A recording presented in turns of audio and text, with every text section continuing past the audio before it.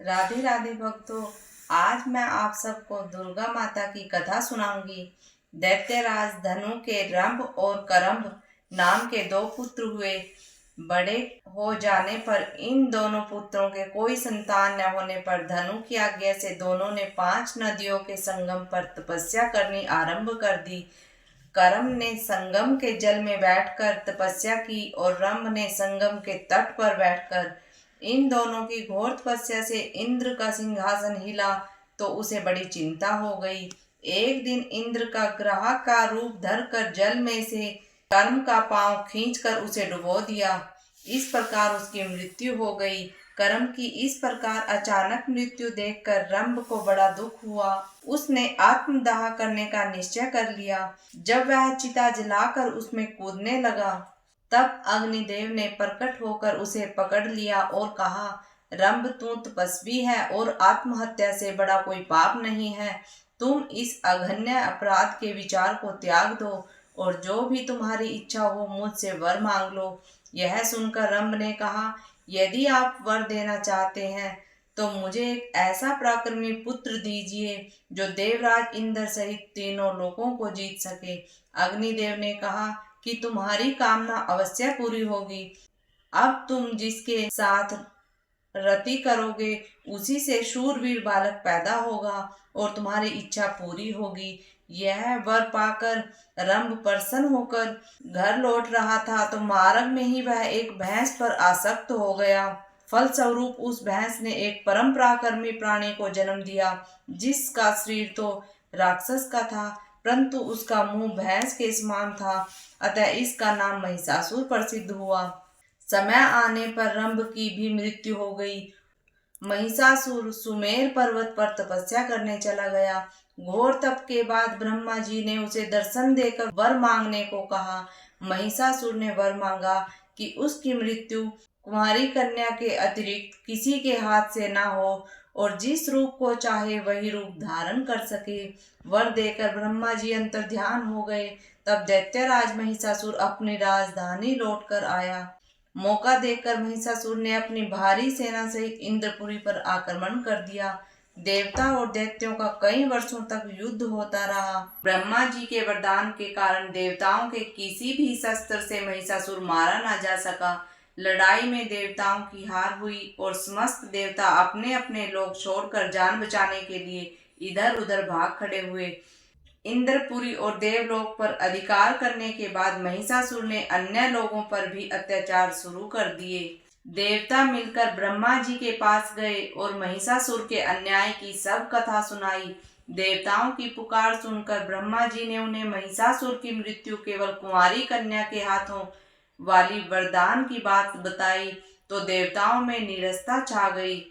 महिषासुर के विनाश के लिए किसी अन्य उपाय की खोज में देवता ब्रह्मा जी को साथ लेकर भगवान शंकर और विष्णु के पास लौट गए।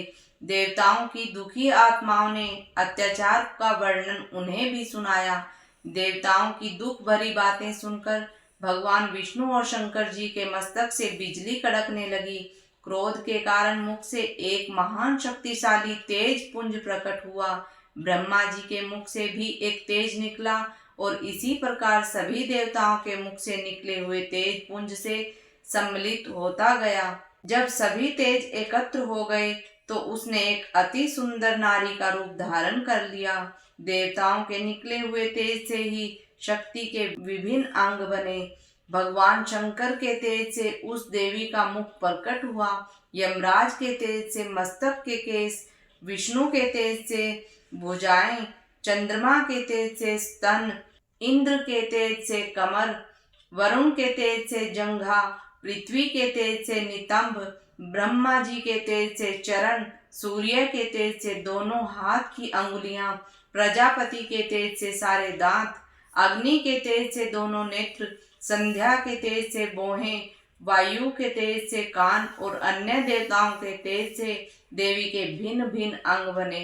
इसके पश्चात भगवान शिव ने उस देवी को अपना त्रिशूल दिया, विष्णु ने चक्र दिया, वरुण ने दिव्य शंख और पाश, अग्नि ने शक्ति व बाण से भरे तरकश, इंद्र ने वज्र, यमराज ने दंड, प्रजापति ने स्फटिक मणियों की माला, ब्रह्मा जी ने कमंडलू, काल ने ढाल तलवार, इसी प्रकार भगवान राम ने धनुष, हनुमान जी ने गदा आदि अस्त्र शस्त्र उस देवी को भेंट किए।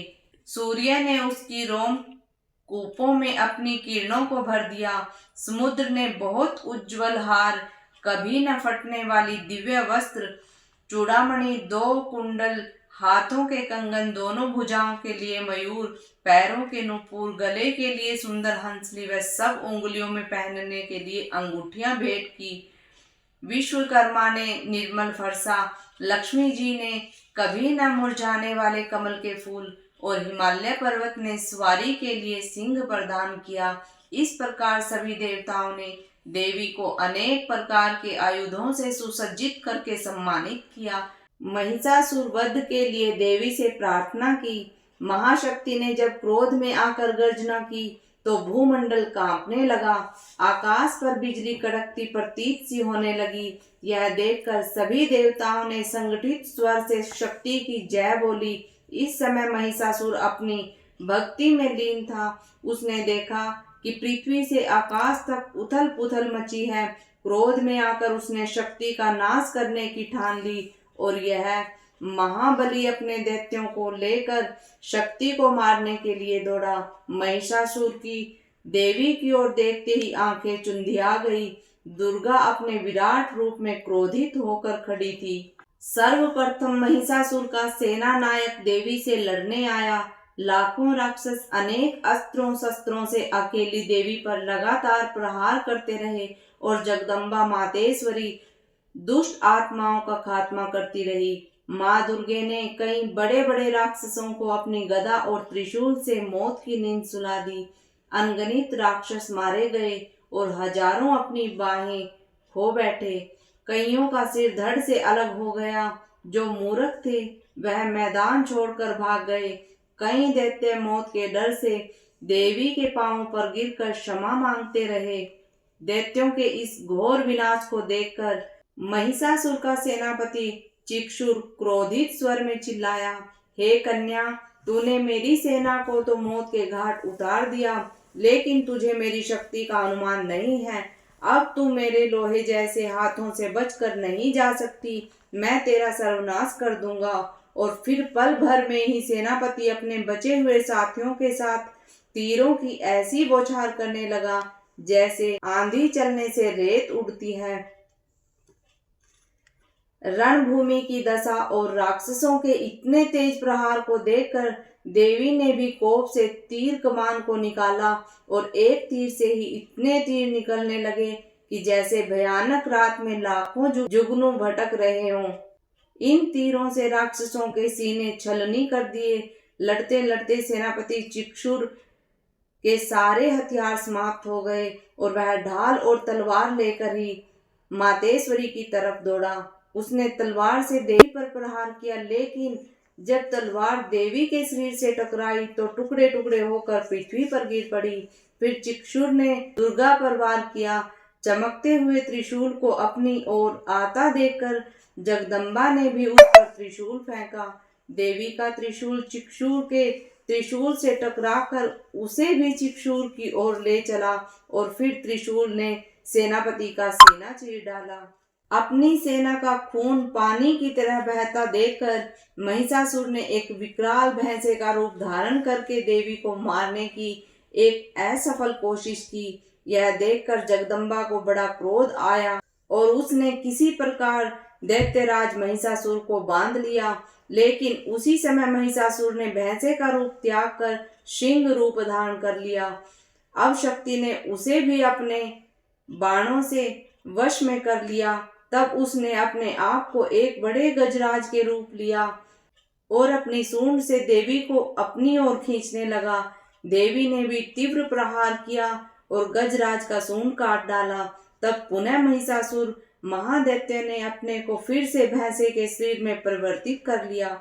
इसी समय माता ने भी अपनी शक्तियों सहित महिषासुर के चलाए शस्त्रों को चकनाचूर करने लगी। तीव्र क्रोध में आकर शक्ति ने जब एक गर्जना करके कहा, तूने अभिमान में आकर देवताओं से उसका अधिकार छीनकर उनकी पवित्र आत्माओं को बड़ा कष्ट दिया है। अरे मूर्ख, मैं तेरा सर्वनाश करके ही चैन लूंगी। इतना कहते ही देवी ने उछलकर महिषासुर को पकड़ लिया। अपने पांव तले दबाकर उसके कंठ पर त्रिशूल का प्रहार किया तो महिषासुर अपने असली रूप में भैंसे के शरीर से बाहर आने लगा। अभी वह आधा ही बाहर निकल पाया था कि देवी ने अपनी शक्ति से उसे वहीं रोक दिया और तलवार से तुरंत ही उसका सिर काट डाला। अपने महाराजा दैत्य महिषासुर की इतनी बुरी दशा देखकर शेष सभी मैदान छोड़कर भाग गए। महिषासुर को मरा देखकर जब देवी देवताओं में खुशी की लहर दौड़ गई और सब मिलकर मातेश्वरी दुर्गा जी की आरती उतारने लगे। विजय प्राप्ति के बाद समस्त देवताओं ने देवी के आगे अपने आप को नतमस्तक होकर बारंबार यह विनय की, आपने एक महान बलशाली राक्षस को मारकर हमें अभय किया है। हमारे छीने हुए अधिकार हमें पुनः प्राप्त हुए हैं। हमारी सब इच्छाएं पूर्ण हो गई हैं। अब हम आपसे यही विनय करेंगे कि जब भी हम आपका स्मरण करें, आप दर्शन दिया करें और हमारे संकटों का निवारण किया करें। आप हमारे शत्रुओं का नाश करके सबको प्रसन्न किया करें। दुर्गा सप्तशती की कथा अनुसार महिषासुर का अंत करने के बाद भी जब अन्य राक्षसों जैसे चंड मुंड, रक्त बीज, शुंभ निशुंभ आदि से देवता सताए गए, तब माँ दुर्गा ने अवतार अवतरित होकर राक्षसों का वध करके देवताओं को भय मुक्त किया। माँ दुर्गा आज भी जन जन में शक्ति रूप में विद्यमान है। जो भी उन्हें सच्चे मन से पुकारता है वह अंग संग सहायता करती है। बोलो सच्चे दरबार की जय। प्यारे भक्तों, इसी प्रकार की धार्मिक कथाएं सुनने के लिए हमारे YouTube चैनल को सब्सक्राइब करें और कमेंट करके बताएं कि आपको कौन कौन सी कथाएं सुनने की इच्छा है।